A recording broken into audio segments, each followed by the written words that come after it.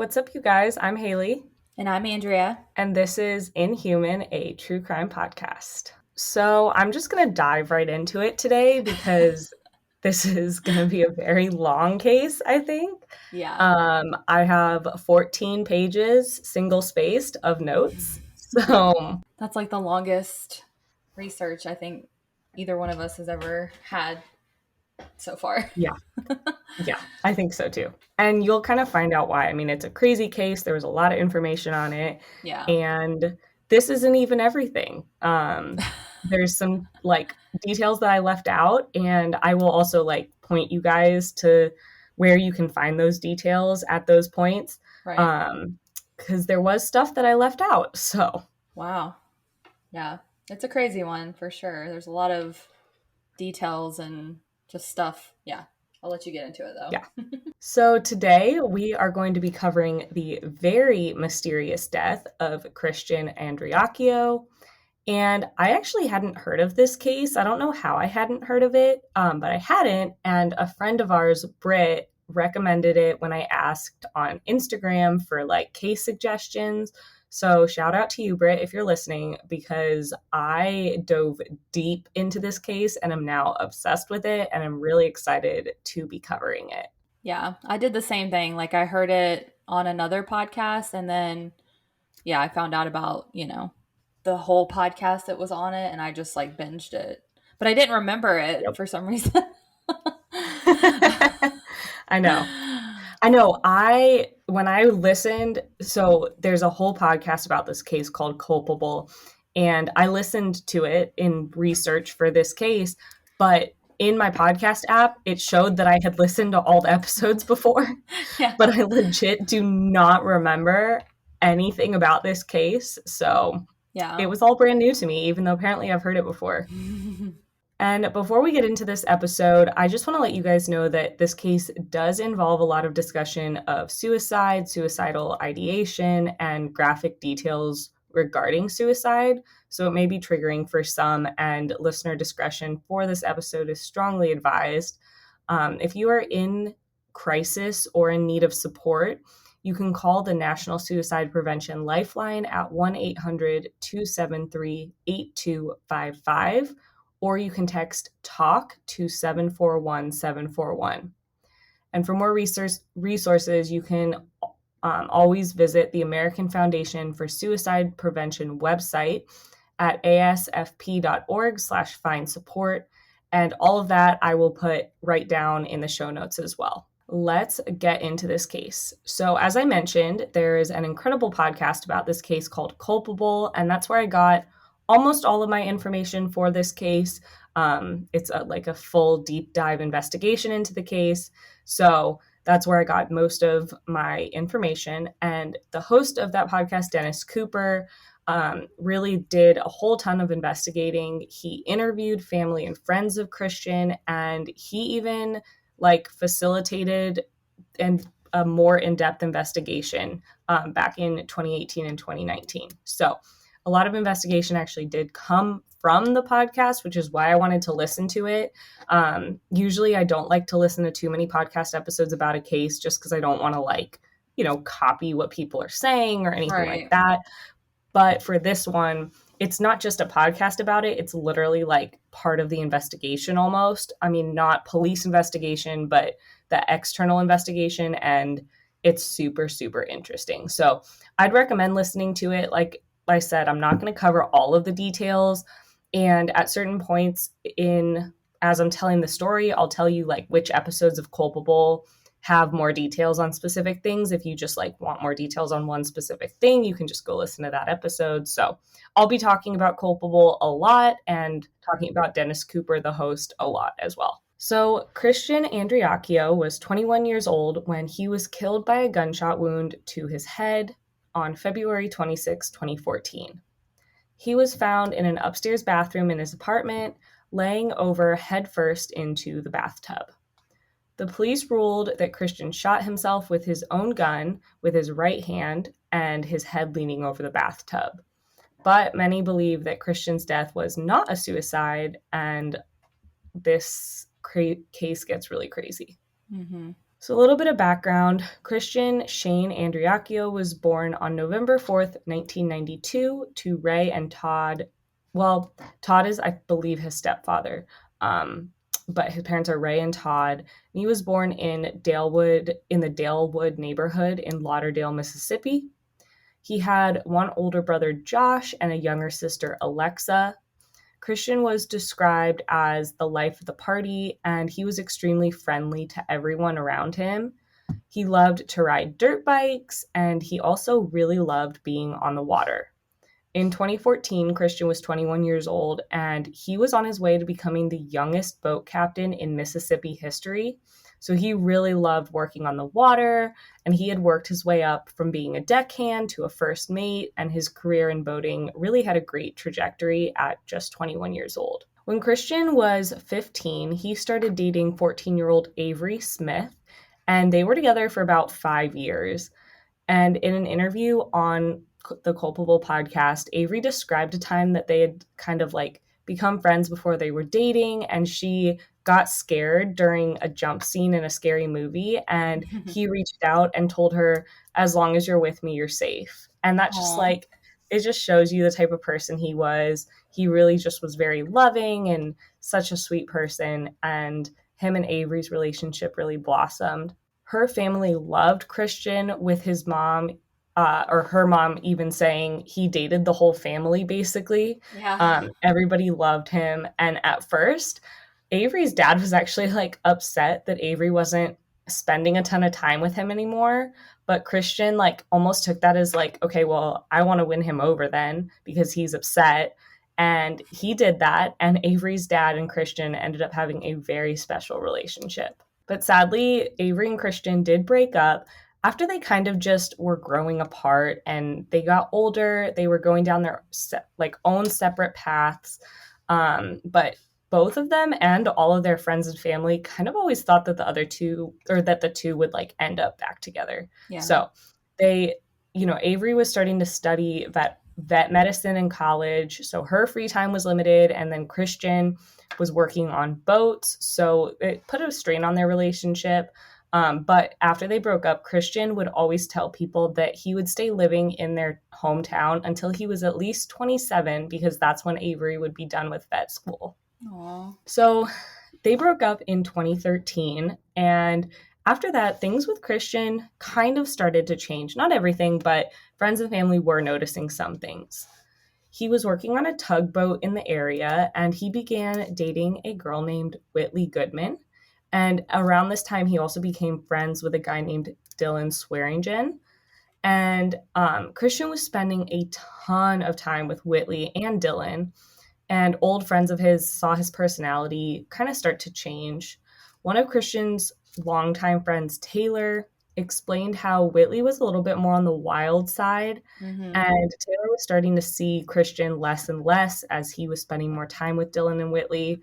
Taylor didn't know Dylan at all, and he would rarely see Christian without Whitley and or Dylan tagging along. Taylor also, like after Christian's death, said that Christian never talked to him about depression or anything, despite how close they were after having worked on boats together for years. And he was absolutely shocked when the police said that Christian killed himself. So that's just like the first account of, it not Things not seeming like it would adding. have been a suicide. Yeah. So when Whitley and Christian started dating a little while after, Whitley moved into Christian's parents' house with him. And Ray and Todd weren't huge fans of Whitley, but they did feel bad for her because she had told them that her parents didn't really provide for her. So they, tried their best to be family for her and be supportive of their relationship. But after a while, her personality kind of changed from like the bubbly, sweet girl she initially was, and they were just getting more and more frustrated. So eventually, Christian and Whitley moved out of the Andreacchio's house, and they moved in with Christian's brother, Josh. Too many like sh sounds. Yeah. So they moved in with Christian's brother, Josh, in Meridian, Mississippi, which was a nearby city. they were living in an apartment, and Whitley would like basically still be living in that apartment when Christian and or Josh were on their 30-day long hitches, which is basically like they would go out. I think of it as like a charter season. I watch Below Deck, so like it's like all Yeah. about like boating and charter. And so Yeah. like you go out for like 30 days and you're like on the job and then you come back. Right.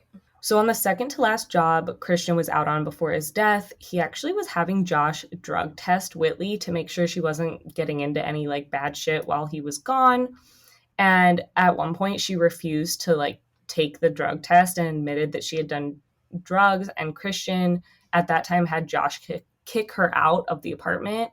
But of course, Whitley was able to like wiggle her way back into Christian's life by promising she wouldn't do it again, et cetera, et cetera. Like, the same shit over and over. Right. Typical behavior for someone like that. Yeah.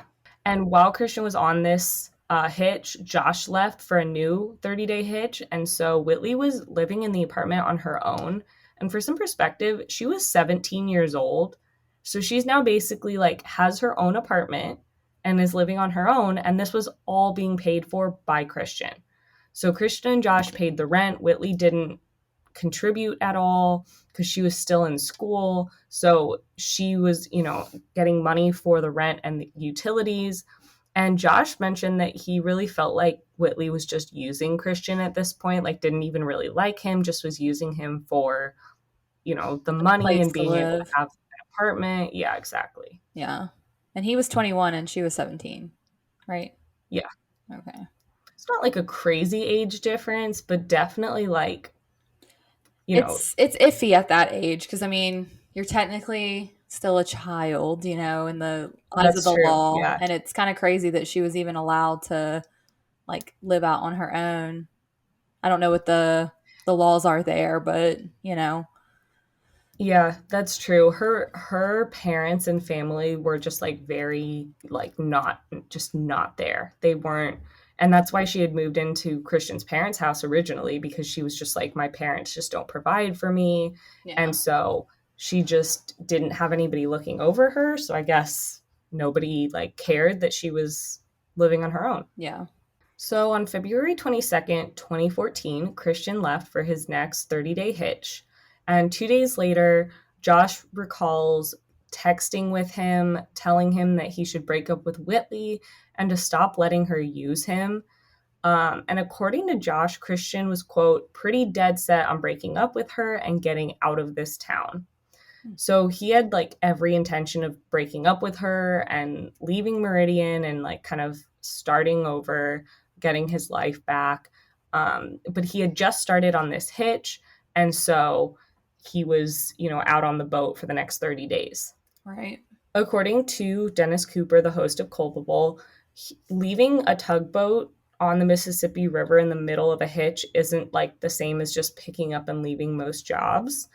There are a lot of questions why Christian exactly decided to leave this job when he did. And some of the information about when he left comes from Cheryl Stanley, who was a close coworker of Christian, and Christian actually called her his boat mama.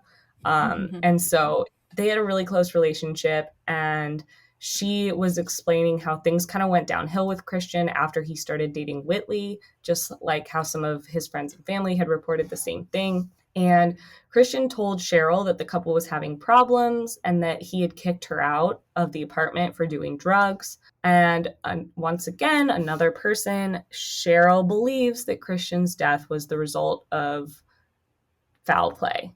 She thinks that there was some sort of insurance policy that Christian had, and Cheryl thinks that Whitley believed that Christian was putting her as the beneficiary on the insurance policy, which he actually did consider. He did talk to his dad about it, but he never actually did it. So the life insurance policy Christian did have, and it was going to his mother and his ex-girlfriend, but Cheryl thinks that Whitley thought, believed that the money was going to go to her, and that led to something. That's yeah, just Cheryl's opinion of it after everything happened, but it's definitely something interesting to point out. right, So on Culpable, Cheryl was interviewed, and she recalled the night that Christian left the boat in February 2014. Christian's friend Dylan was basically like reporting to Christian all this different shit that Whitley was doing, like messing around and, getting into bad stuff. So Christian decided to leave, basically to kick Whitley out for good and make sure she got out. And he actually told the captain of the boat that he would be back the next evening. So it wasn't like he was leaving and then was like going to stay home. Like he was Right. planning to come back. Cheryl also said in the interview that Christian's Jeep was in a different parking spot than where he had left it when the trip began. So basically, like, he parked at one dock, the boat took off, and then at this point in the middle of the hitch, they were near a different dock. So he didn't have his car and would have had to go back to the original dock to access it. And so it's kind of weird that his Jeep was in a different spot, but it was still in that parking lot. Yeah. Like someone had access to his keys or something and moved it. Right. But unfortunately, the security cameras in that parking lot were not operating, so we really have no clue what happened. Shocking. As always. I know. Ugh. And then the last thing Cheryl talked about was just like her frustration that investigators never spoke to her or anyone else that was on the boat with Christian before his death.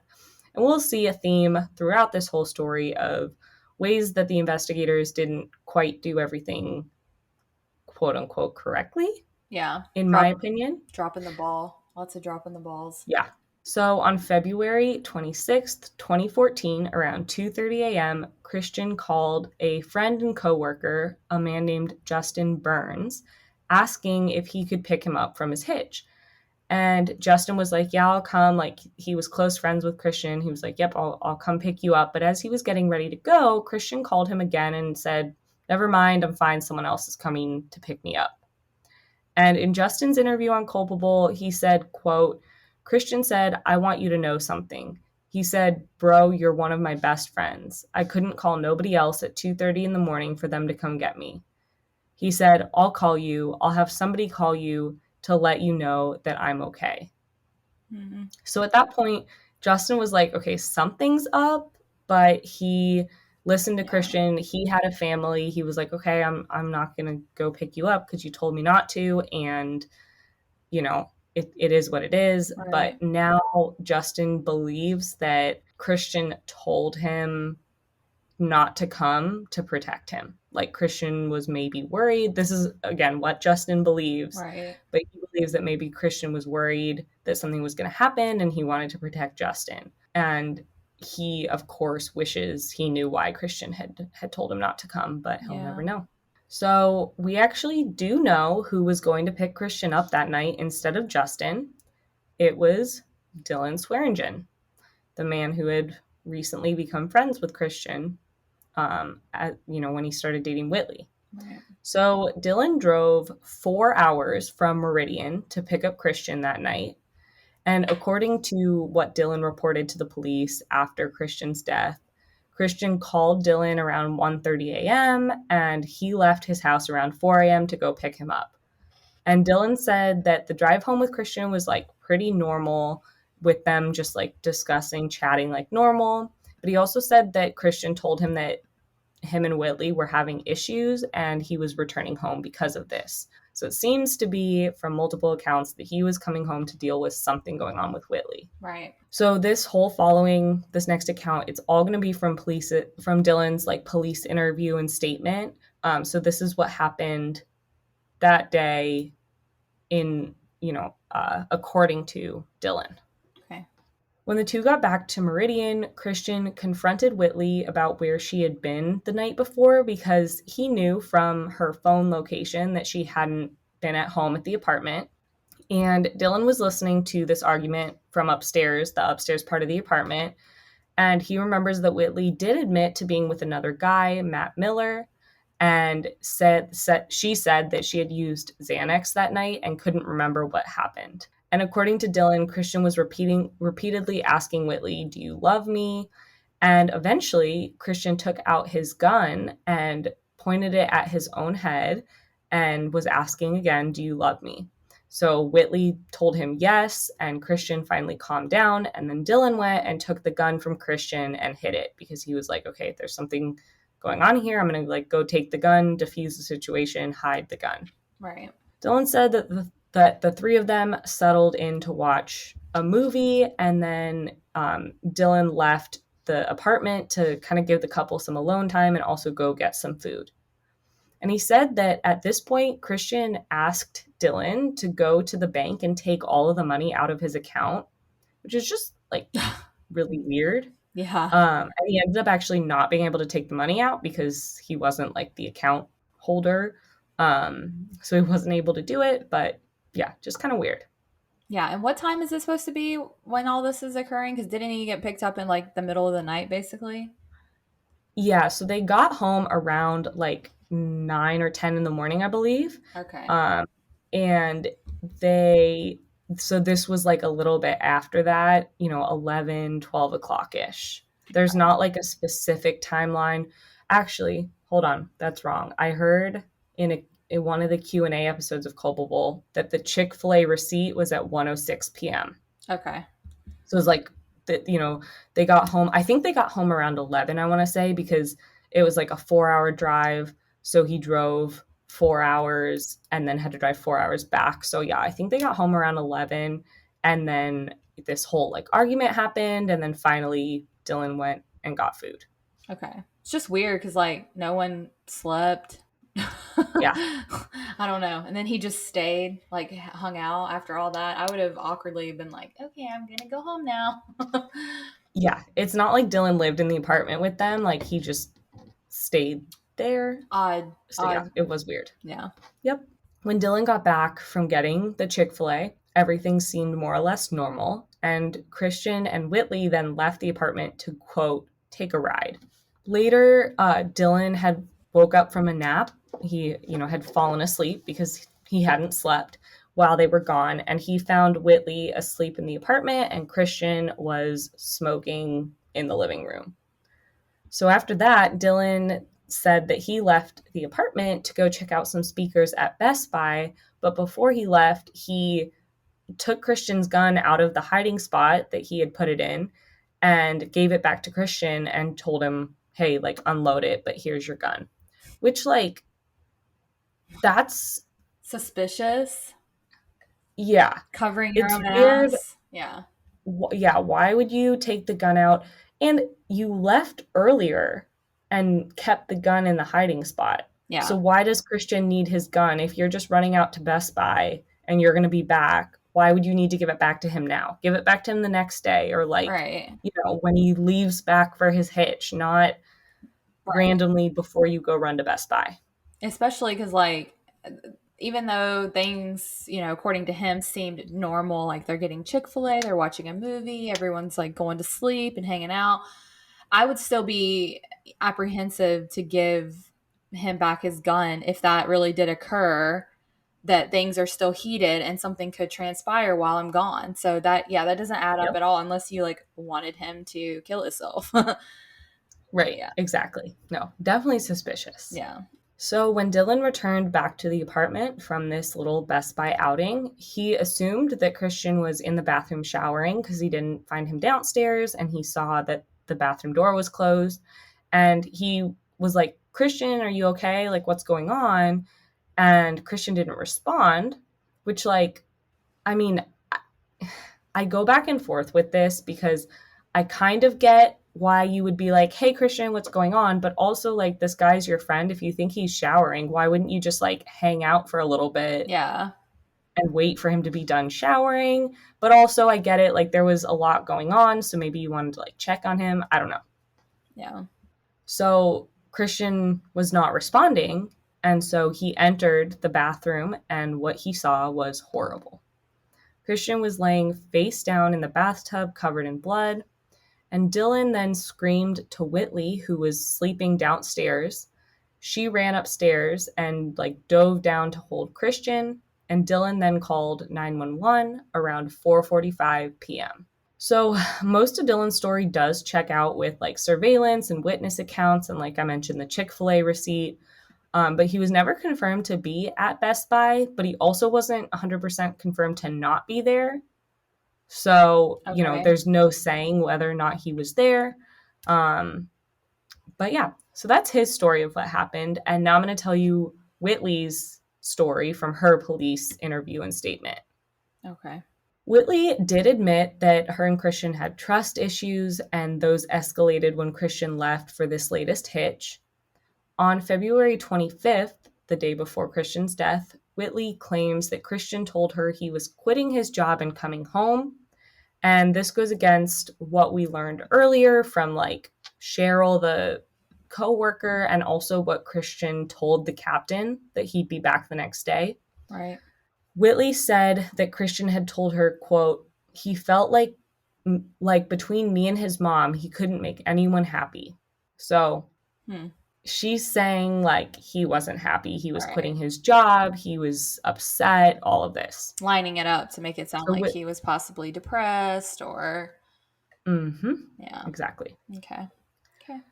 So Whitley doesn't really tell an account of like what happened when Christian got home, but she says that she had fallen asleep and she had taken Xanax, so she was like knocked out, and she was awoken by Dylan. And then she went upstairs and found Christian in a pile of blood. So she did not say that Dylan screamed at her and she ran upstairs. She's saying that Dylan came home, woke her up, and then Whitley like just went upstairs and found Christian. So obviously there are inconsistencies between these two stories. Whitley also never mentioned the incident that Dylan was talking about earlier in the day where Christian had held the gun to his head. And it's kind of weird that if that did happen, would she really not remember it or mention it? I feel like she definitely would, especially if they're claiming he committed suicide. That could be a telling, bit of detail to kind of lead up to that incident happening. Yep. And so if we believe Whitley and that didn't happen, why did Dylan say it happened? So it's just, there's a lot of inconsistencies between their two accounts. Yep. And police also obtained text messages between Whitley and Matt Miller. And this actually, we later find out that these were on Christian's phone because Whitley's phone had been broken. And they were actually deleted. There were some texts that were deleted from the phone and were later like recovered. But these text messages, and remember, Matt Miller is the guy that she had was with the night before, and the guy that Christian thought that, something was going on with. So in these, Whitley told Matt that Christian was kicking her out and was like, can you come pick me up? There were also 6 different calls from Christian's phone to Matt Miller in a 10-minute time span between 3:44 and 3:54 p.m. So there were these texts, there were calls, and Matt didn't respond until later and said, sorry, I was asleep. I had just gotten back from work and had fallen asleep. So police arrived to the apartment around 5 p.m. after Dylan called 911 and pronounced Christian dead on the scene. The coroner estimated at this point that Christian's time of death was 3:30 p.m.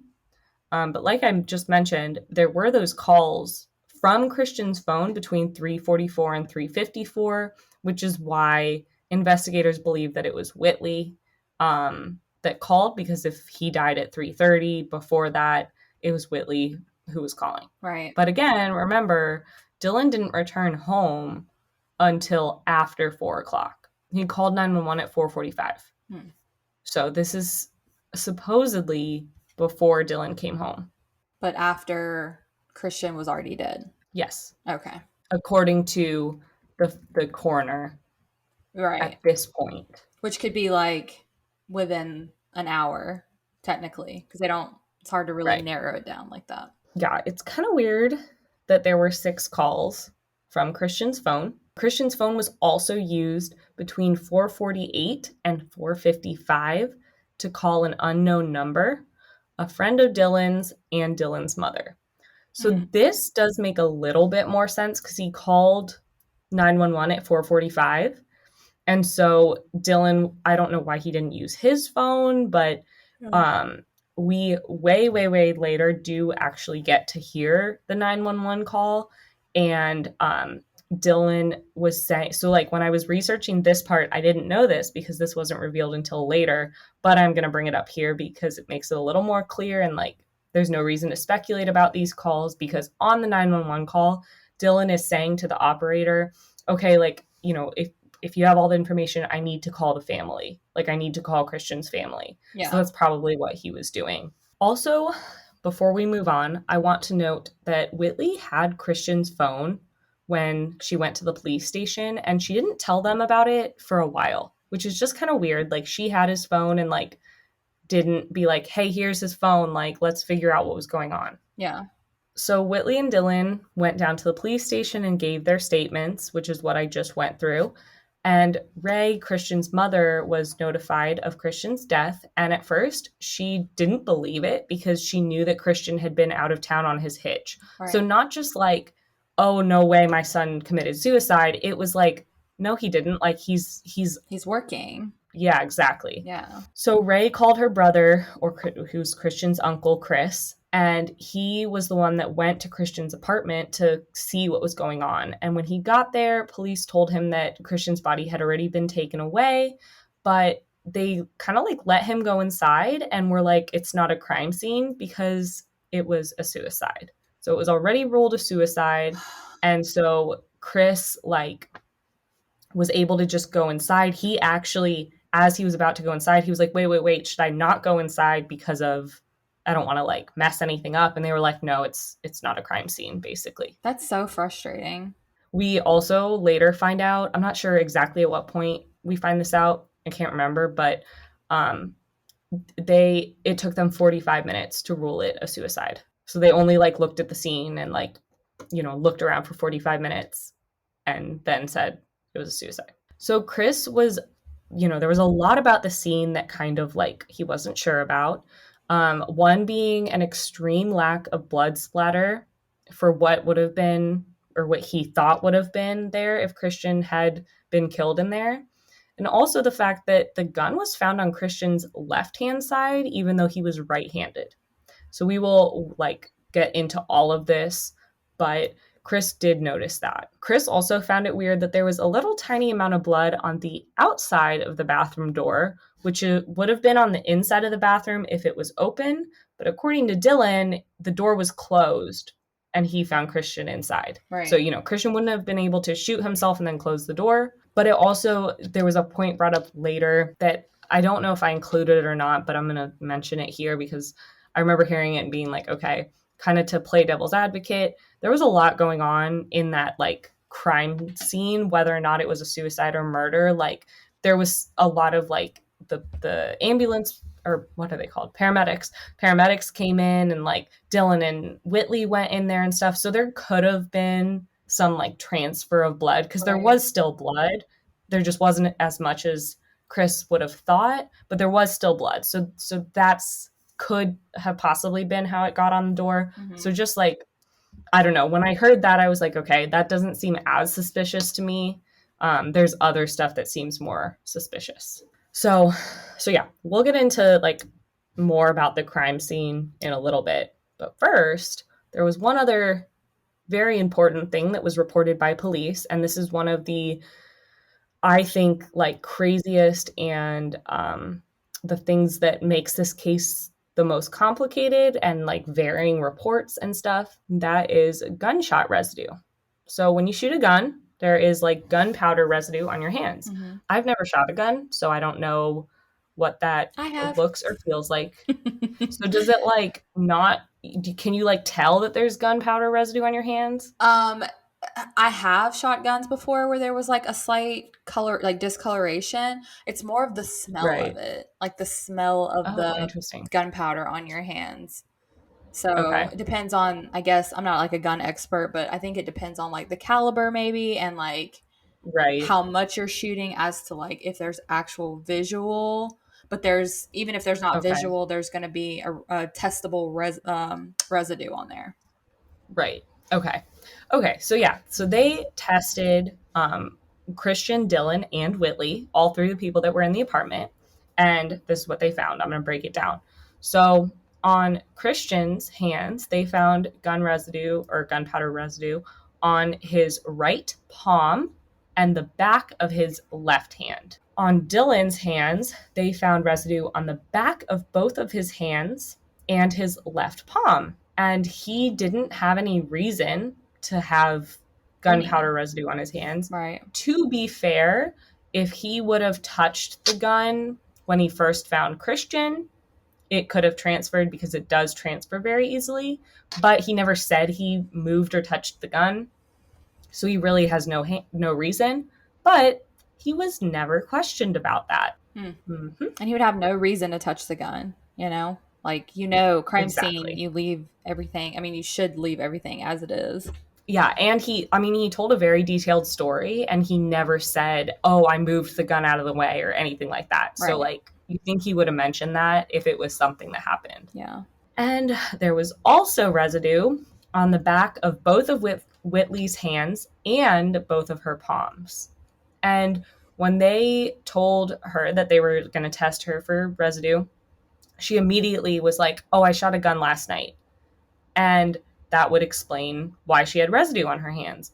And she said that the night before she was with Matt Miller, which she had said before, and his cousin Jet, along with some other friends of theirs, and they had shot guns in a field that night before. Jet later confirmed that Whitley did shoot a gun the night before, but Matt said Whitley did not shoot a gun the night before. So there was a lot of varying information about what happened the night before. Mm-hmm. So, it's questionable. She had gunpowder residue on her hands. Whether that was from the night before or not is a huge question in this case. And I feel like I don't know. I feel like if you shoot a gun and then maybe she didn't take a shower. Maybe she didn't wash her hands after she used the bathroom. I don't know. But if you do that, it can still, I guess, stick around. But a lot of instances, I think, if you, are showering and washing your hands, it doesn't stick around that long, Again, not a gun expert, but... Yeah. Just the fact that it was found on the front and back of both of her hands, that's not just on one spot. Maybe you missed washing that part. That's peculiar. I don't know. Yeah. Matt also Matt was only really brought into this investigation because he was with Whitley the night before when she claimed to have shot the gun. Right. And when he was interviewed, he also told, police that Whitley had told him that Dylan found Christian and woke her up telling her, I found Christian, which varies from Whitley's original story where she said that Dylan woke her up downstairs and then she went upstairs and found found Christian. Right. Okay, let me recap that. Okay. So Whitley originally told police that she was asleep. Dylan came home and woke her up, and then she went upstairs and found Christian dead in the bathroom. She is now telling Matt, this guy that she was hanging out with, that she had told police that Dylan was the one that found Christian. Right. So her story is changing. It's not staying consistent. And Matt was like, what the heck? But again, he's not really involved. And he, I think, probably wanted to stay out of it. Yeah. And it doesn't matter to him who found Christian, Exactly. So at this point, Ray, Christian's mom, was completely unconvinced that her son committed suicide. She also didn't believe Whitley's story about shooting guns the night before. Just from what she knew of Whitley, she just didn't believe it. The Meridian Police Department kept a lot close to the vest in this case after they ruled Christian's death a suicide. Like I said, just 45 minutes after finding him, family and friends kept telling them, hey, we don't think that this was self-inflicted. We don't think that this is what actually happened, but the Meridian Police Department never publicly investigated much more into the case because they had already made their ruling. The original lead detective on the case also was super just not shady because he wasn't doing anything bad, but he Yeah. just was not responding to the Andreacchios, like not, I think he was just like, these people are just like trying to open an investigation into something that's a suicide and I don't want to Right. deal with it, whatever. Yeah. The Mississippi Bureau of Investigation, or the MBI, did do an investigation after Ray kind of kept pushing for it, but they also came to the conclusion of a suicide. And the Culpable podcast covered the MBI's investigation in episode 7. And I'm not going to go into it for this episode because all we really need to know is that they came to the conclusion of suicide. But if you want to like hear more about the MBI's investigation and stuff, you should go listen to episode 7 of Culpable. But for our purposes, Christian's death was ruled as a suicide by the Meridian Police Department and the Mississippi Bureau of Investigation. So after this lack of support from police and the MBI, Ray basically went like full steam ahead and dove like straight into driving an investigation into her son's death. She was determined to get him justice and find out what actually happened. And she did try to work with the Meridian Police and the MBI, but it just didn't go anywhere and they had already made their conclusions. So she started working with private detectives. One of these detectives was Max Mays, who Dennis interviewed on Culpable. And Mays was somebody that had worked as a police officer and for the DA's office for many years. And then after he retired, he started working to help criminal defense attorneys. So he had a lot of experience in this. So he was helping, starting to investigate the case. And he also had worked with a woman named Cynthia Spetjans. I'm not 100% sure how to say that. But she was a prosecutor that had then become a criminal defense lawyer. And she actually had a mutual friend of Ray Andreacchio and ended up meeting with Ray in 2016, 2 years after Christian's death. And once she met with Ray, she was like, okay, I need to help the family figure out what's going on. So it was just a coincidence that this private investigator, Max, had worked with Cynthia before. And then Cynthia was introduced to Ray, but these two started working on the case with Ray and the Andreacchio family. So Cynthia dove headfirst into this case. And she, once she learned all the details, she did not believe in any way that it was a suicide, especially when she learned that the gun was found on Christian's left side, even though he was right-handed. And she was extremely frustrated by the police's investigation into this case. Yeah, that's a huge, was it a red herring? Is that what they call it? A red herring? Yeah, like at least look into it. Yeah, exactly. It's like every case almost that we have covered, they're not doing their due diligence, and I don't get it. I don't get it I know. at all. So both Cynthia and Max kind of became a big light in the Andreacchio family's lives because they were, people who were, they weren't police, so they didn't have a ton of influence, but they were people who believed them and were helping them work toward proving that Christian did not commit suicide. So I decided to kind of dig into some of the evidence and forensics of the scene. Because I think that that's super important in this case. And it's also stuff that I find super interesting. Like, I actually wanted to be a crime scene investigator after I watched CSI Miami, I used but to I could not think, do it because, like, blood freaks me out. So I'm like, I no, thank you. know. But it would be really cool. Yeah. I just think it's cool to like I don't know. I feel like I'm good at like that kind of stuff, like figuring things out. So it's Right. super interesting to me. But yeah, the blood thing was like, nah, maybe I'll just not do Yeah. that. Yeah. Same. But we can still research and read about it. So I did kind of dive into this a little bit for this case. In 2016, the Andreacchios hired Michael Knox, who was a forensic consultant, and he specialized in ballistics and shooting incident reconstruction. So, kind of makes sense for this case. Yeah. And Dennis actually interviewed him for the podcast, and we're asking him about this report that he put together on Christian's case. So Michael explained how he does cover a lot where it's a suicide and the family believes it was a murder or like not a suicide. And he said usually it does end up being a suicide. But in Christian's case, him and his whole team really did not believe it was a suicide. Michael explained once again how there was a lot of evidence in the case that was never really properly looked into or investigated. And during his investigation, Michael and his team went into the bathroom and used luminol to figure out where blood had been. Yeah. And they found evidence of blood on the ceiling and opposite walls from the bathtub. So it's just interesting that, you wouldn't expect to see blood that high up or on the opposite wall if Christian had shot himself.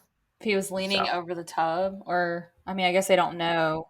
Well, I guess they could tell if he fell into that position or if he was in that position when he supposedly shot himself. yep. There was also blood evidence found around a bullet hole that was next to the light switch.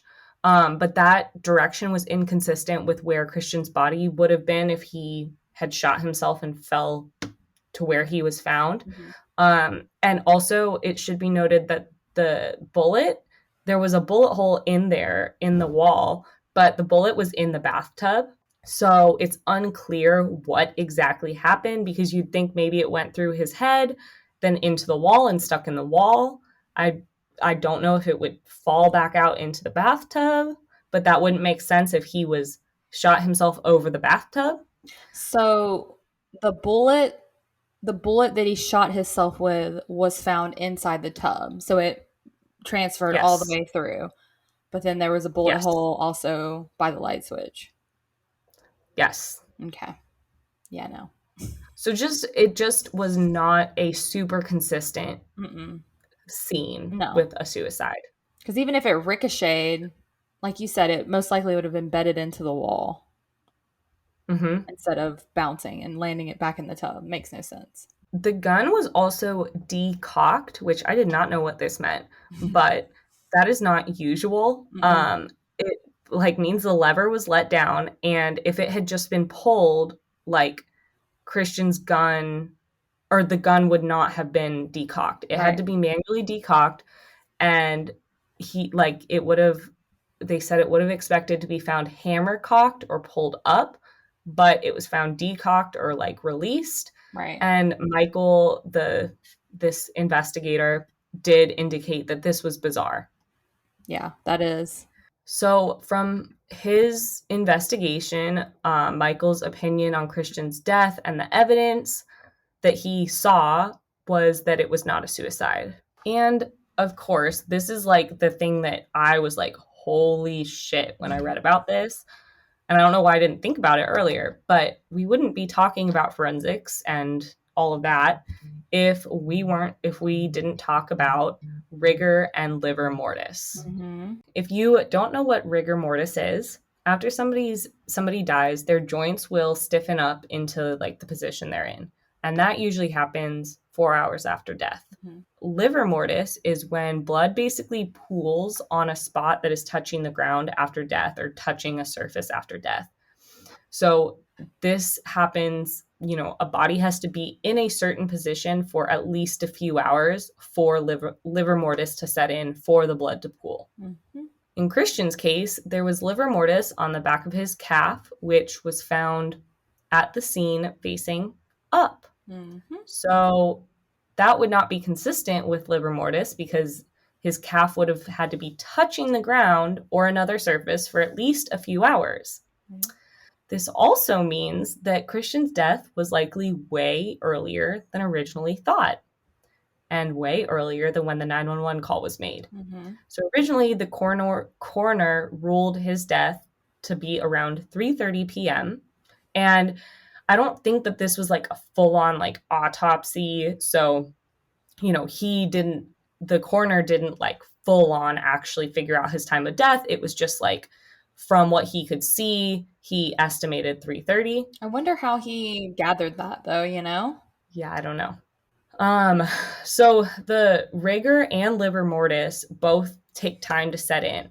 So the fact that Christian's body had both indicates that there had at least been a couple of hours from his death to when he was, looked at by police. And he was indoors, so it wouldn't have been, the elements causing it to speed up. Right. And again, police arrived at 5 p.m. So that's like when, things for sure we know started happening because they arrived at 5 p.m.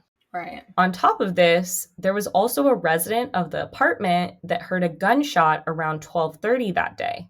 And she remembers hearing the gunshot around the time that she remembers because her son was like awake from a nap. And when she heard it, she like pulled him away from the window.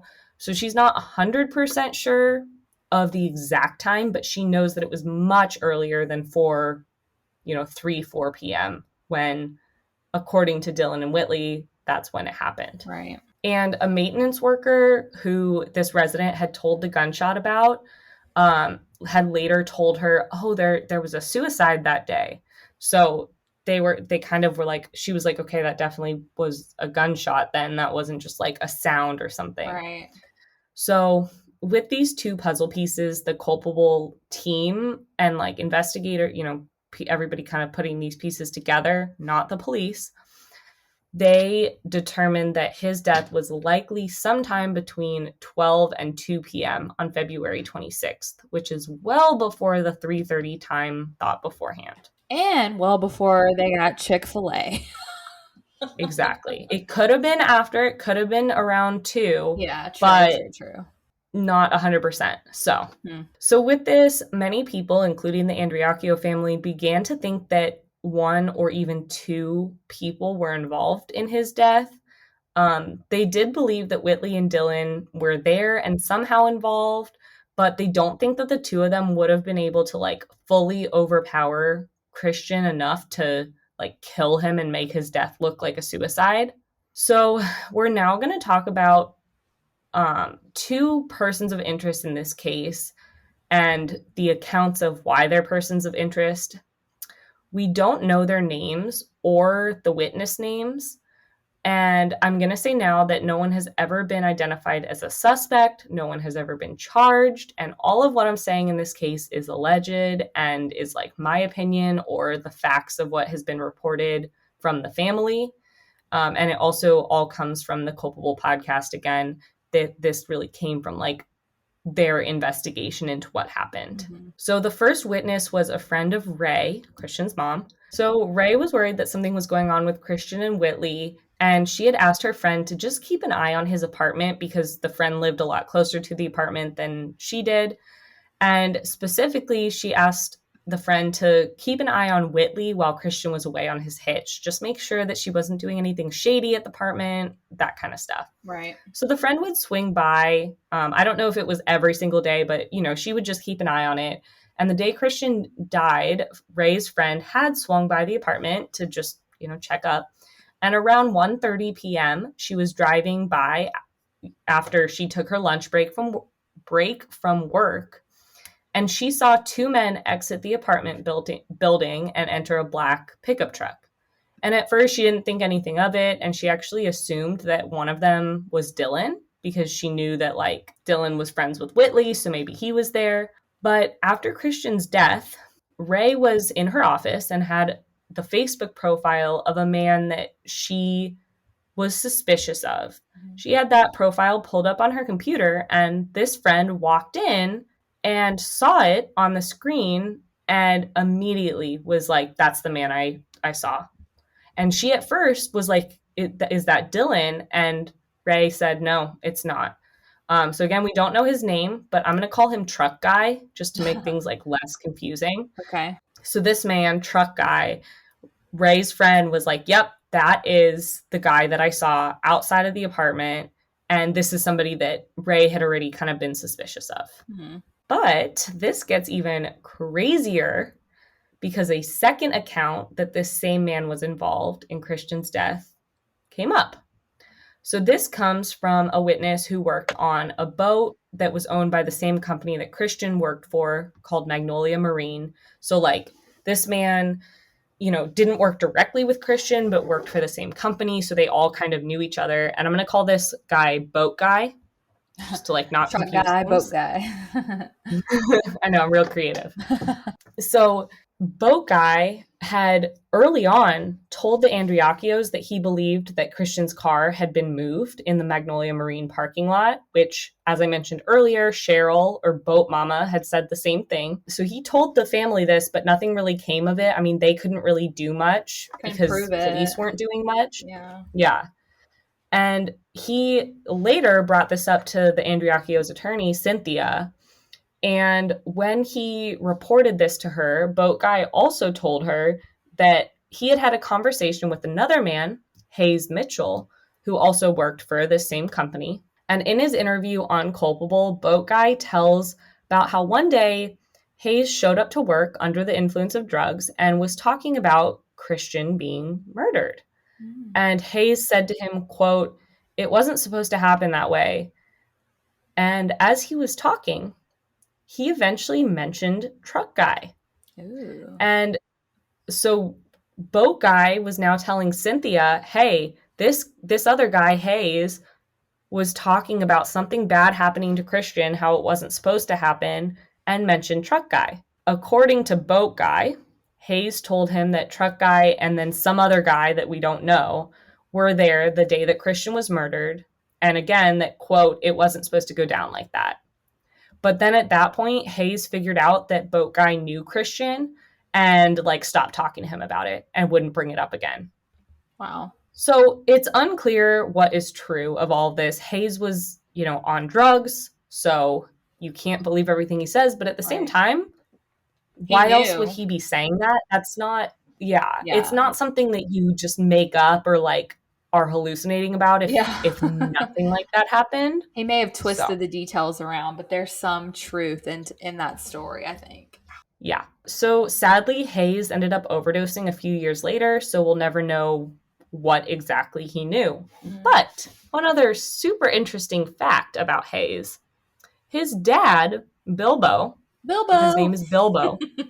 His dad, Bilbo, was the district attorney at the time of Christian's death. Oh. So, not going to say anything more about that, but take it as you will. It's always interesting. So, Ray took this information that Boat Guy had told the attorney, Cynthia, and that her friend had told her. She took this to the police, but they never went anywhere with it, and specifically didn't do anything with it before Hayes passed away, so they could never interview him or figure out exactly what he was talking about. Ray at one point thought that it was maybe possible that these men had thought that Christian had money and were trying to rob him, and it went wrong. Like that maybe Christian had fought back when trying to be robbed, and that led to his death.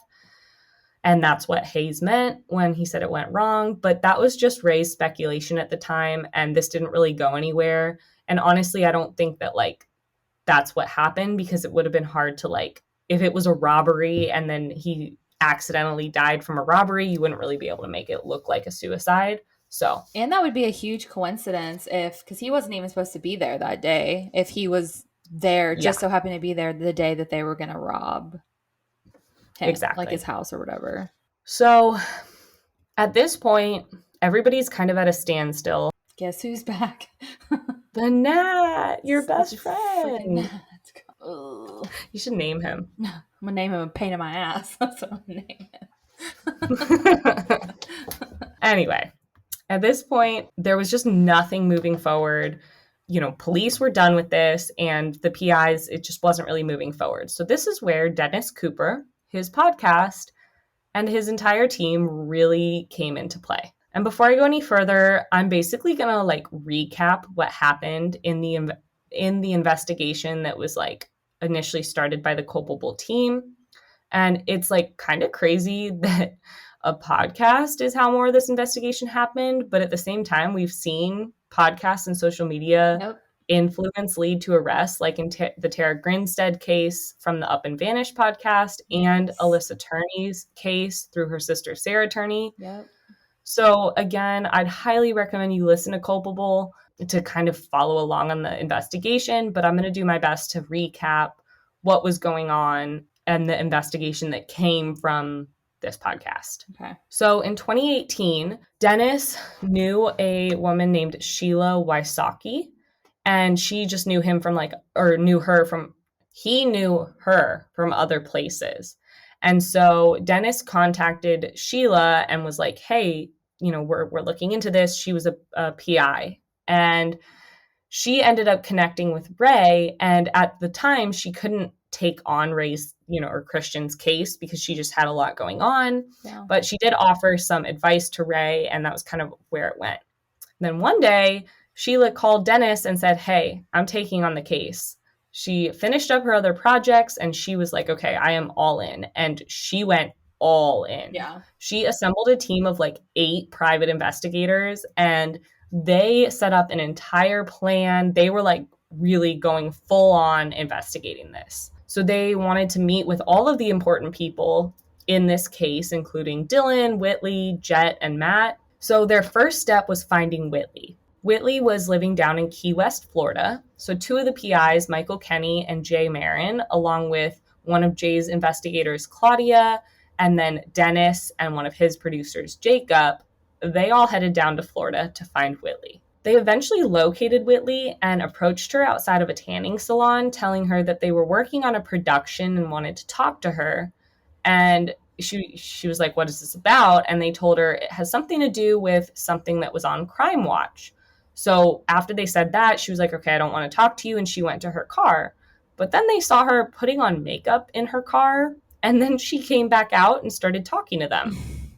So like, Oh my gosh. Really, girl? So they explained to Whitley that they weren't the police and that they were a production company and they wanted to get her side of the story. Mm-hmm. And she agreed and said that she could talk to them after her work shift that night and gave them her number and everything, and they set it up.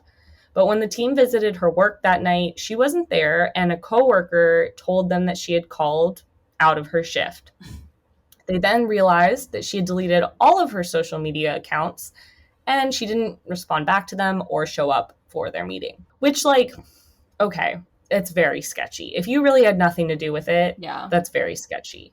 But also, Whitley was like, she was still kind of living, like, bouncing between places, and it doesn't seem like she fully had her life together, so maybe she just didn't want this coming back up. Yeah. But, I could see it from both sides. Like, if you didn't have anything to do with it, you've moved on, like, you're exhausted from dealing with it, not wanting to talk, but at the same time, if she went to go put on freaking makeup, you would think that she would want, like, the attention or something from it. So, yeah. I don't know. It's very... Yeah, definitely weird. Yeah. But the trip to Florida wasn't a total bust. The team was able to meet with Whitley, one of Whitley's former landlords, and a coworker of hers, Sam. And they then met with Sam's boyfriend, Doug, who also lived in the house with Whitley. And he recounted some of the encounters with Whitley, including her being violent towards him, not paying her rent, and being just very emotional and manipulative. Mm-hmm. So through these conversations, they were also able to get some information about Whitley's friend, Jordan, who was friends with Whitley back when Christian died and was now living down in Key West, Florida. The PI team really, really wanted to talk to Jordan because she had been interviewed back in 2016 when the FBI was conducting their investigation. And in that interview, Jordan kind of revealed some crazy shit. And again, this is just what she is saying, but let's go through it. So Jordan said in this interview that she believed Whitley was using Christian for the money and living he was providing her, and that after Christian and Whitley moved in, Whitley started cheating on Christian with Jordan's ex-boyfriend, Matt Miller. Matt Miller. Okay. So, and then the interviewer asked her why Jordan thought Whitley was cheating on Christian, and Jordan said, quote, because it's Whitley Goodman. So, this kind of speaks to her character. She has a reputation for herself, I guess. Yeah. Jordan also said that Christian was trying to catch her cheating and that he had a lot of trust issues with Whitley. Jordan said that Whitley and Dylan were kind of getting involved in like some shady stuff to make some more money. And Jordan said, quote, if Christian knew that Whitley wanted a part of that, he would have been done with her and she would have lost all of her luxuries. So that just kind of like indicates that Whitley was really getting a lot out of the relationship with Christian and maybe had a reason to not want to break it off. Yeah.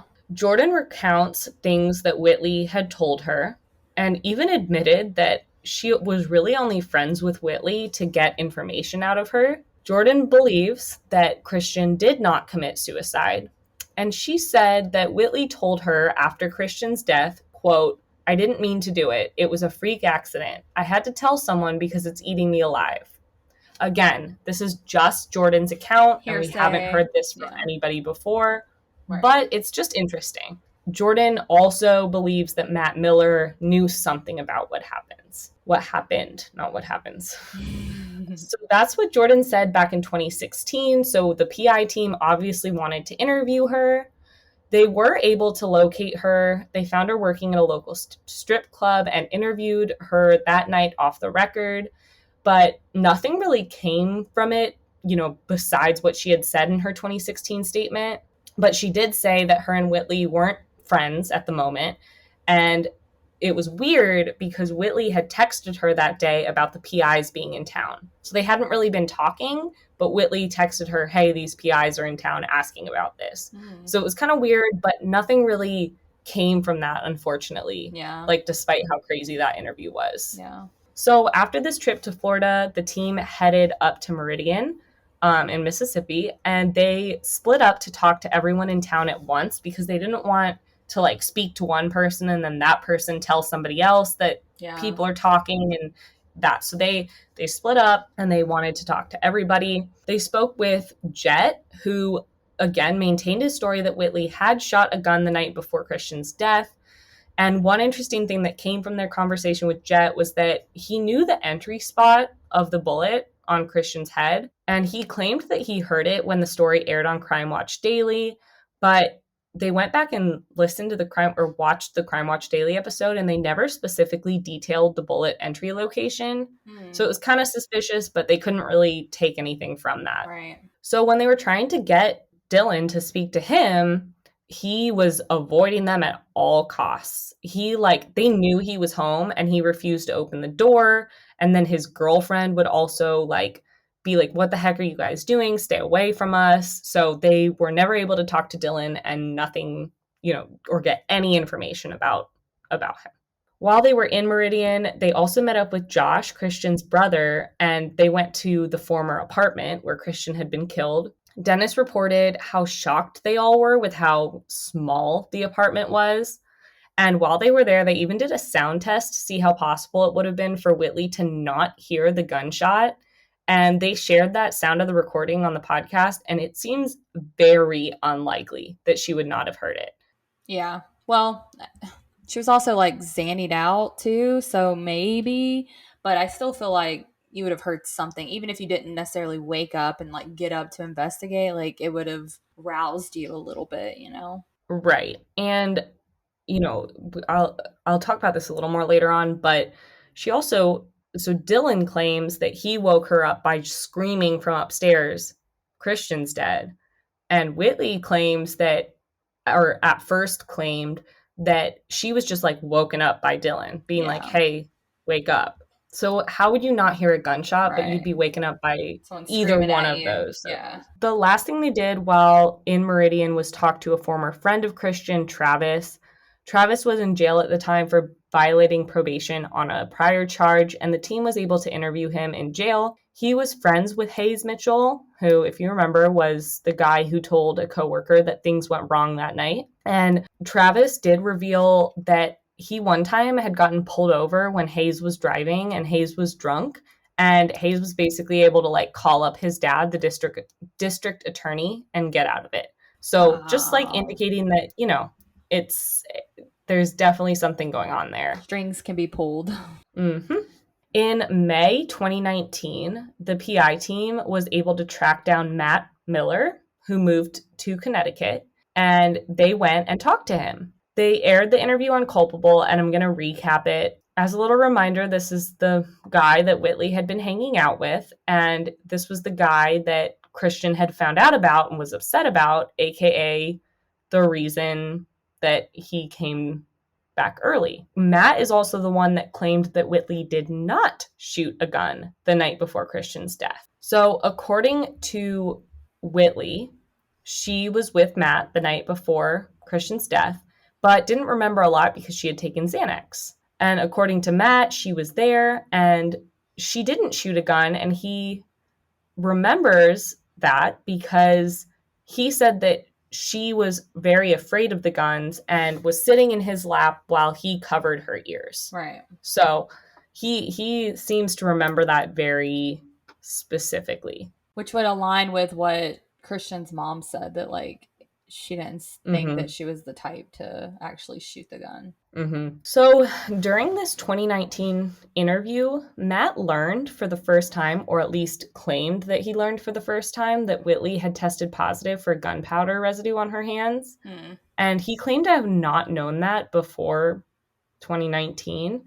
And, you know, I kind of do believe him because he really wasn't involved in the investigation a ton. Right. He also revealed something that we had not known before.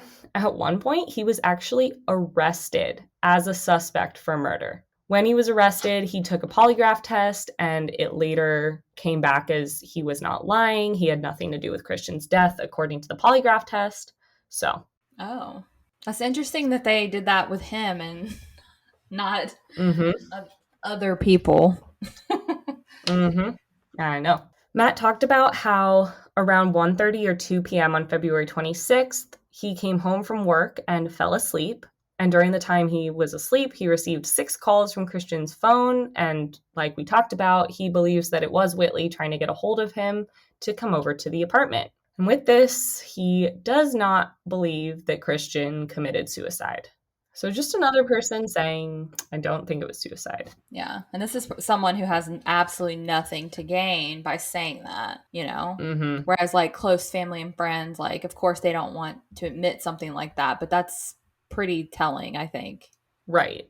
And with him being like almost a suspect at one point, like it'd be better for him if it was a suicide because he couldn't be involved. So the last major thing that happened with the PI team was they got in contact with Captain Jay Arrington, who was a detective at the Meridian Police Department, and he had worked there for 30 years, and he had done a lot of work on Christian's case. So Sheila and another one of the PIs, Mark, got to actually go meet with him in person to talk to him about his views on the case. And during this meeting, Arrington was wearing a body cam. I'm not sure exactly why, just because he's a police officer and he was wearing a body cam. I don't know. But the audio from that meeting got leaked online. And this is where things get kind of interesting. And yeah, you'll see. Okay. Arrington in this meeting agreed that the bullet hole in the wall and Christian's position when he was found did not indicate a suicide.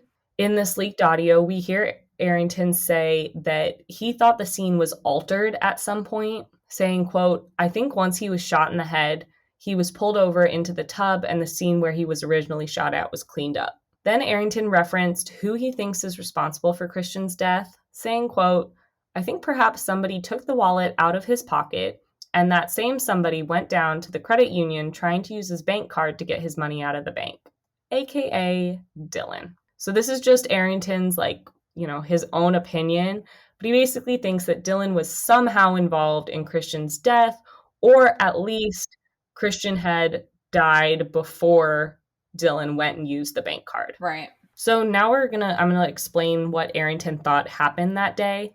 He thought that Christian was holding the gun to his head and Dylan and or Whitley were trying to take it from him as Dylan had done earlier that day, but it accidentally went off. Arrington did want to charge Dylan with manslaughter by culpable negligence, which basically means that, like, you didn't kill them, but you didn't stop it. You didn't fess up to something bad happening. Yeah. Right. He said that because Dylan gave him the gun back, knowing that Christian's mental state was not great and how he had earlier held the gun to his head, threatening to shoot himself, that could indicate manslaughter by culpable negligence. So he does not think that it was premeditated at all. He doesn't think that anybody planned it, but he does think that an accident happened and nobody has said what actually happened. He also thinks that there's no way Whitley would have slept through a gunshot, especially because she later woke up so quote unquote easily. So would she really have slept through a gunshot? But to play devil's advocate, I have really random like sleep cycles, and sometimes I will sleep through everything and Yeah. sometimes I will sleep through nothing. So, I don't know, but I don't believe that she slept through it. Yeah. Arrington also does believe, from all of the evidence that we talked about earlier, that Christian died a lot earlier than 3:30, when, Dylan and Whitley said that he, or would have indicated that he died based on when they discovered him. Right. This would be more consistent with what we saw from the livor mortis and the rigor mortis that we discussed. But unfortunately, Arrington never got to appear in front of a grand jury to talk about this theory, because the DA at the time, Bilbo Mitchell, or Hayes' father, did not allow him to present his case to the jury. Instead, Bilbo passed it off to the Attorney General's office, who brought it to the grand jury, and the result from that grand jury was ruled a suicide. Which leads me to believe that Hayes had something to do with it and his dad was covering his ass for him. And I also Mm-hmm. do not, like, I just can't wrap my mind around it being an accident, because if it was, that would be an even better story for them to cover what happened. Yeah. Because they could have Yeah, been like, that's true. he had the gun to his head. We were trying to get it away and the gun went off. And then, That's true. Yeah.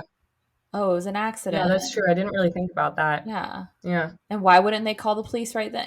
That doesn't make sense to me. Yeah. The non, No, I know. investigator over here.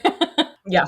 So I'm going to talk a little bit more about what happened, why Arrington didn't get to talk about this in front of the grand jury. But first, you have to know that after this meeting that Sheila and Mark had with Arrington, they were leaving the building and they ran into the current DA, the current police chief, and some other people from the Attorney General's office. And these people were going to have a meeting with Arrington, and the audio from that meeting was also leaked.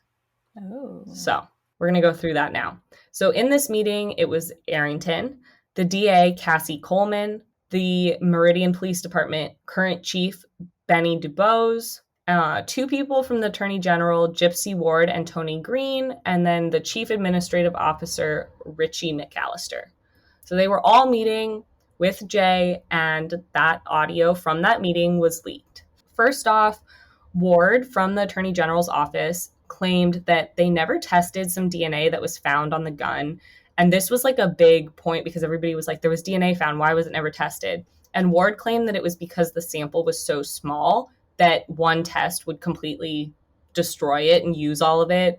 And they wanted to keep the sample in case something like later came out that they needed to test, which is just like, seriously, to me, it sounds like you just don't want to like actually figure out what happened and you just want to say it's a suicide and that's it. Because all you need is one result, Yeah. Coleman, the current DA, so Bilbo was the DA back when this happened. Now it was Coleman. She admitted during this meeting that the investigation was handled very poorly in the beginning and said, quote, "I don't blame them for feeling like this system has failed them. I just think that at some point you have to trust that other people have looked into it," which is just so frustrating because, like, yes, they trust that other people have looked into it. And a majority of those people, all of the PIs that have looked into it have said it was not a suicide. Yeah. So they are listening to the people. Yeah. And the investigation from the police was not thorough. Yeah. So as I just mentioned, Arrington did believe that Dylan should have been charged with culpable or manslaughter by culpable negligence, but the former DA, Bilbo Mitchell, passed the case off to the Attorney General, and that meant that Arrington could not be, present his case in front of the grand jury. And this whole thing was discussed between Coleman and Arrington in the meeting. So Coleman asked Ward from the Attorney General's office if she felt like Dylan's culpability in the case was fully understood and considered by the grand jury. And Ward said, "Yes, I do feel like it was fully understood. I feel like the case was presented well, to show them that it could have been manslaughter by culpable negligence." They also talked about how they literally showed a video of a suicide with the same weapon to the grand jury to prove that, like, there wouldn't be any gun splatter. And that's what really helped the jury move away from the manslaughter charge. But later, Josh, Christian's brother, talked about how, like, that video, it was like very old and blurry. You can't really see a ton. And you also don't know the caliber of like bullet that was shot. So even though it was the same gun that Christian used, it could have been different bullets, I guess. I don't know exactly how that works with guns. But he basically said, like, they shouldn't have, from that video, concluded that there's no way there would be blood splatter in Christian's death. And didn't they find blood splatter on the ceiling with the luminol The test? private investigator did. Right, but they didn't take that into consideration. Nope. And they found that after the grand jury happened because that was like way early on. Okay. So Tony Green from the AG's office said in the meeting that they were willing to turn the case back over to the DA and the police. He said, quote, "We're not going to answer to the Andreacchios. We're not going to answer to this podcast, this media. We never have, so we're not going to start now. This is between us," which like just pisses me off. I just want to be like, seriously? They're mad because they're doing a better job than they can do. Yeah, exactly. So the conclusion from this meeting was that the DA basically won't look into this again unless there is new evidence or information. She basically said the attorney general did a good job showing the grand jury the whole manslaughter by culpable negligence, and they came back with suicide. So unless there's new evidence or information that comes out, we're not going to do this again. Okay. We're almost through everything that happened in this case since Christian died in 2014. Okay. We're almost there. In July 2019, the AG office released Christian's case file to the public. All 4,000 pages, over 4,000 pages of the file were released. Wow. This included 911 calls, autopsy photos, all of it. And I'm going to go through a few of the things in the case file, but Dennis went through everything in episode 14 of Culpable. So if you want to hear everything, you can go listen to that. A lot of it is stuff that we've already seen and talked about. Right. But he kind of walked through the file a little bit more clearly, but I'm not going to do that for our episode. When this was initially like released to the public, Ray was very upset that the autopsy photos were released because, like, okay, why does the public need autopsy photos? Like, you can request to get a crime case and like have access to it, but the whole public does not need those autopsy photos. Yeah. Like, and she was just upset because she was like, that was, something that disrespectful. Yeah, to the family, to Christian. Yeah. So she was very angry, but she harnessed that anger toward continuing the fight for justice for Christian. Right. Now, they did release the 911 call audio, and I did listen to it. It is very, very distressing, and so I'm not going to play it here, and I'm going to caution you if you do go listen to it. I'm going to recap it for you guys to get some of the major points, but just a warning, if you do go listen to it, it is very distressing. I literally had to like pause it and stop listening halfway through to just like take a breather because it's very distressing. So Dylan was the one who called 911, and he did sound very upset and distraught. Like, he definitely sounded like something had just happened. But again, you can sound one way, you can make yourself sound a certain way. Yeah. During the call, you can hear Whitley screaming and crying in the background. And the operator had told them to try not to touch anything. Also, at one point, without being prompted, Dylan told the 911 operator, "I went to the store and I came back and thought he was taking a shower." So, like, I find that kind of weird that you're, like, on the phone with 911 because you just found your friend dead and you're like, "I just went to the store and I came back." Yeah. Yeah, like, I don't know. They also, like, immediately Dylan said, "I need to report a suicide." So, like, immediately they were like, he killed himself on the phone. Right. Which, like, okay, if you found your friend dead in a closed door bathroom, that's probably what you would assume. But, it's interesting that was what they said. Yeah. So Dylan kept saying that he needed to call Christian's family. And so once the 911 operator had the information, she was like, "You can hang up and call the family if you need. Like, I have all the information." And I believe, in my opinion, that's where the phone calls came from after Dylan found Christian before the police arrived. Okay. So Dennis in Culpable said that his takeaway from the case file is that the case made to the grand jury was definitely swaying more towards suicide, with not a lot of evidence of it actually being a suicide. And Josh, Christian's brother, agreed with that. There were also two jurors who have come out and anonymously, but they described the case as skewed towards suicide. Mm-hmm. So, you know, it definitely seems like it was whatever the AG presented to the grand jury in to show if it was manslaughter or suicide was leaning more towards suicide. And they're not supposed to do that. They're not supposed to skew it one way or the other. The guy who, at the time Culpable was being produced, was currently running against Coleman for the DA position, said that he believed that the case should be reopened and reinvestigated. So I actually didn't look up if this guy won or not. I'm assuming the election's over, so I probably should have looked that up. But, Coleman, the current DA, was like, it's as where we're at now, unless there's new evidence, we're done. And this guy who was running against her was like, no, I think it should be reopened. Yeah. Okay, so we've gone through a lot in this case. This is going to be like an hour and a half episode. I am going to wrap it up by sharing my opinion, and I want to emphasize that this is my opinion. I am not blaming anybody. I'm not saying that anybody did anything. This is just my opinion and what I think happened. I think that Christian did not commit suicide, which I came to that conclusion very early on. I also 100% believe that he died significantly earlier than when the 911 call was made, as proven by the liver and rigor mortis and the witness who heard the gunshot. And I think that he was moved in some way because of that liver mortis. I just don't think that you can dispute that. No, not at all. I personally am leaning more towards the scenario that possibly Christian was threatening to shoot himself and Dylan and or Whitley attempted to take the gun away. The gun went off and killed Christian. It could have even been that one of them was actually holding it when it went off.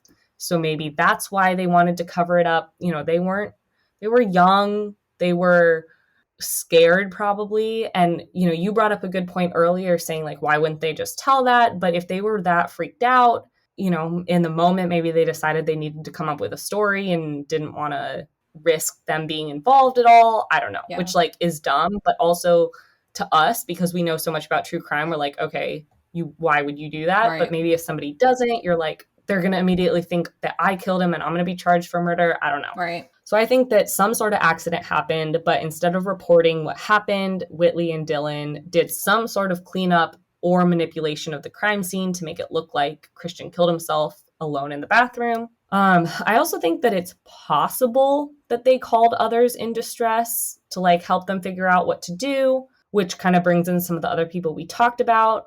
But I also am not 100% sure on that. They could have just talked to people afterwards as well. Yeah. I think I find that a little more likely. But I really just can't get past the scientific evidence. And then also the inconsistency in their alibis and their stories is just too much for me. And that's what led to my personal conclusion. Yeah. So that's my opinion. And I also want to hear what you guys think happened, because I feel like even just talking to you, Andrea, you brought up a point I didn't think about. So I really want to hear what our listeners have to say. So I will be sure to post this podcast or this case on our Facebook group, our Instagram, and our YouTube channel so we can discuss. So we have a Facebook group and YouTube channel. They're both called Inhuman Podcast. So I'll post there, and I would love to hear what your guys' thoughts are. If you think it was an accident, if you think it was a murder, if you think it was a suicide, whatever you think. And then I'll also post it on Instagram, and you can find us there at Inhuman_podcast. So please, please, please let us know your thoughts, because this is one that I'm just I'm so curious what others think. Yeah, I definitely think that there's more to the story than is given to us, and just the fact that like that Hayes guy, his dad, and I don't know, there's just so many shady areas to the story. I definitely agree with you. I do not think at all whatsoever that Christian committed suicide at all. Yeah, I agree. I also want to say my heart and admiration goes out to Ray Andreacchio and the entire Andreacchio family.